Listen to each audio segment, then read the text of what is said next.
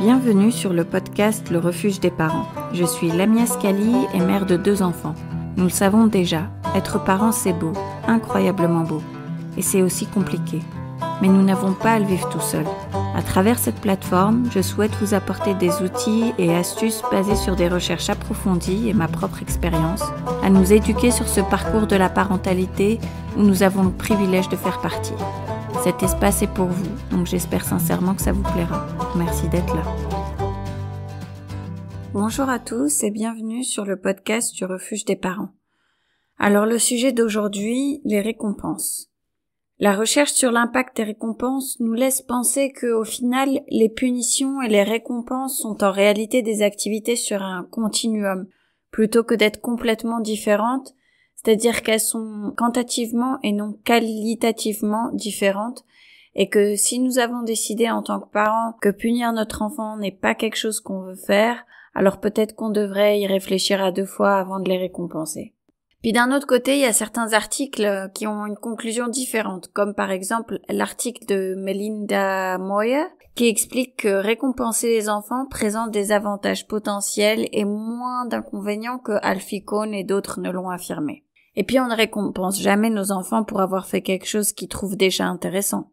Et il s'avère que la grande majorité des recherches sur l'effet des récompenses sur la motivation à accomplir une tâche portent sur des tâches que les gens trouvent intéressantes à la base et donc souhaitent accomplir.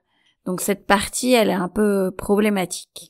Est-ce qu'on se trompe donc vraiment peut-être en supprimant les récompenses dans le but de renforcer la motivation intrinsèque de nos enfants à faire ces tâches inintéressantes comme, par exemple, mettre le linge sale dans le panier? Kohn dit que les récompenses ont tendance à diminuer l'autonomie des gens et de répondre à leurs besoins fondamentaux, quel que soit le type de tâche, intéressante ou non. Et donc la première chose à souligner, c'est que de nombreuses études ont montré que si les récompenses tuent de manière fiable la créativité, elles amènent aussi souvent les gens à faire un travail moins bon, même pour les tâches routinières et les tâches inintéressantes, comme mémoriser des trucs. Donc si on examine l'effet sur la qualité de l'apprentissage et du travail des gens, et pas seulement sur leurs intérêts, on constate que les récompenses ont là aussi un effet négatif, même sur des choses qui ne sont pas si engageantes. Et la recherche a également montré que si vous voulez amener des gens à faire des choses comme arrêter de fumer, perdre du poids ou aller à la salle de sport, ce ne sont pas des choses toujours intrinsèquement intéressantes. Et puis, dans le meilleur des cas, les récompenses sont inefficaces et parfois contre-productives. Et si on va encore plus loin, parfois, les gens trouvent des moyens intéressants et créatifs de transformer des tâches inintéressantes, comme faire la vaisselle, par exemple, ou quelque chose du genre, à quelque chose de un peu moins ennuyeux.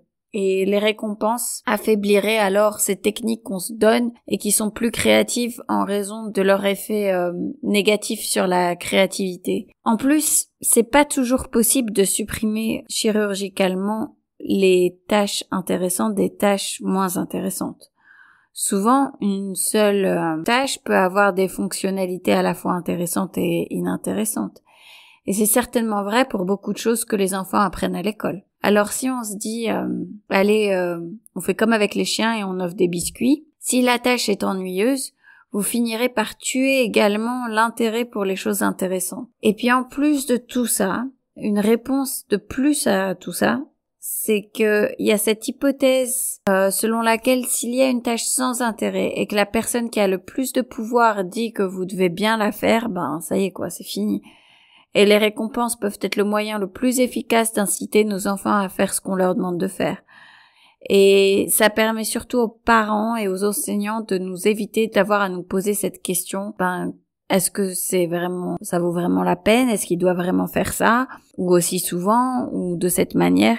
Donc, en d'autres termes, il s'agit d'un principe profondément conservateur qui permet aux personnes de pouvoir continuer sur cette voie. Et les gens qui ont moins de pouvoir doivent faire ce qu'on leur dit et donc autant donner des récompenses parce que ce n'est pas intrinsèquement intéressant. Au lieu de prendre du recul et de se demander pourquoi est-ce que nos enfants doivent faire ce genre de choses. Et bon, tout d'abord, en tant que parent, il y a des moments où on veut simplement amener les enfants à faire ce qu'on leur demande de faire. Mais Les meilleurs parents y consacrent un peu plus de temps ou le plus de temps possible. Et aller au-delà de ça et ne pas se contenter de chercher comment amener mon enfant à faire ce que je lui dis, comme mettre les vêtements dans le panier, et se poser des questions en fait plus larges. Quels sont nos objectifs au long terme pour nos enfants? Comment est-ce que on veut qu'ils évoluent au long terme?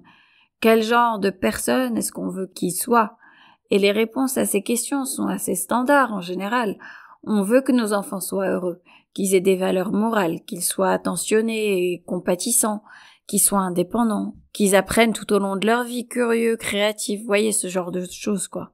Donc plus on se concentre sur l'obéissance, dans ce cas, sous la forme de linge sale dans le panier, plus on est susceptible d'utiliser des menaces et des récompenses ou des punitions, parce qu'en fait les récompenses comme les punitions peuvent rapporter une chose et une chose seulement, ce qui constitue une conformité temporaire, mais ça a un coût énorme. Juste pour prendre un exemple, on aimerait avoir une relation aimante avec nos enfants. On veut que cette relation soit une alliance bienveillante. On veut que les enfants passent du temps avec nous quand ils ont le choix. Vous savez, on veut qu'il y ait confiance et respect dans les deux sens. Plus on s'appuie sur des mécanismes basés sur le contrôle, et soyons clairs, la récompense relève tout autant du contrôle que la punition, plus on défait la relation. Et alors, oui, vous pouvez avoir des vêtements dans le panier si vous rendez la punition assez sévère pour ne pas le faire, ou la récompense assez juteuse pour l'avoir fait, mais entre tout, vous érodez ce lien avec votre enfant, ce que l'enfant ressent pour vous sans parler de lui-même. En plus du fait que là, ici, on veut que les enfants voient, pour je pense tout ce qui est à la maison, dans un contexte plus large, comment est-ce que je peux aider, en fait. Ma mère est occupée, donc elle a pas ramassé derrière tous mes vêtements. Quand vous récompensez les enfants pour avoir fait quelque chose, vous les découragez activement de se poser ces questions plus larges. C'est comme, vous savez, si vous récompensez un enfant pour avoir lu un livre alors qu'il n'aime pas lire, vous le découragez activement de réfléchir à ce qui pourrait être intéressant dans la lecture. La question que les enfants se posent, c'est la suivante. Qu'est-ce que mes parents ou mes profs veulent que je fasse et qu'est-ce que j'obtiens en le faisant? Ça devient donc une focalisation plus étroite et plus égoïste en raison de tout type de récompense, et le fait que vous offrez des récompenses pour des tâches ennuyeuses ne change pas du tout ce calcul. L'argument de Moyer qui est qu'en récompensant les enfants au court terme pour qu'ils fassent quelque chose que vous voulez qu'ils fassent, ça peut les aider en quelque sorte à développer une habitude, cette habitude d'adopter ce comportement. Et on espère que ça va les pousser à contribuer aux tâches dans une perspective familiale. Alfie Kohn explique que cet argument est absolument irréaliste. Et dès que vous introduisez une récompense pour faire quelque chose, les gens deviennent moins déterminés à accomplir même cette tâche. Sans parler de s'engager envers les objectifs plus larges dont on a parlé un peu plus tôt et qu'on veut que les enfants commencent à développer. Dès que la récompense cesse, les recherches montrent encore et encore que les gens ont tendance à revenir à ce qu'ils faisaient avant les récompenses. Un aspect très simple de ça est en fait qu'on se fiche de la motivation des enfants. Ce qui compte, c'est pas la motivation des enfants pour faire quelque chose, que ce soit aider, nettoyer ou lire. Ce qui nous importe, c'est le type de motivation. Et au fond, ce qu'un demi-siècle de recherche a montré, c'est qu'il existe différents types de motivation et que le type compte plus que le montant.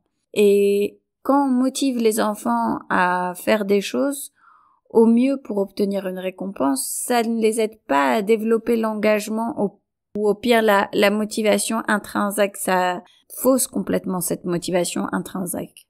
Pour tout parent, les récompenses nous semblent faciles. Du moins, c'est un moyen facile d'accomplir ce qu'on veut. Par exemple, que notre enfant mette ce linge sale dans le panier. C'est bien plus difficile d'évaluer quel type de relation on souhaite avoir avec notre enfant et d'analyser notre attitude et comportement plutôt que les problèmes qu'on voit dans le comportement de notre enfant quand on pense que quelque chose ne va pas. Ça demande du temps et du courage. Parce que parfois, quand les enfants ne font pas ce qu'on veut, le problème ne vient pas de l'enfant, de ce qu'on veut, et il faut du courage pour se poser cette question sur nous-mêmes. Mais les récompenses et les punitions ne demandent aucun temps, aucun soin, aucun talent, et encore moins de courage. Donc ce ne sont que des astuces pour obtenir une obéissance insensée à tout ce qu'on exige, qui, oui, c'est super pratique pour nous. Alors quand les gens disent je veux un livre pratique sur la parentalité, ils veulent dire un livre qui ne me met pas au défi de repenser mes pratiques, qui peut être vraiment déstabilisant. Je veux juste plus d'obéissance et tout de suite. Et donc oui, c'est facile.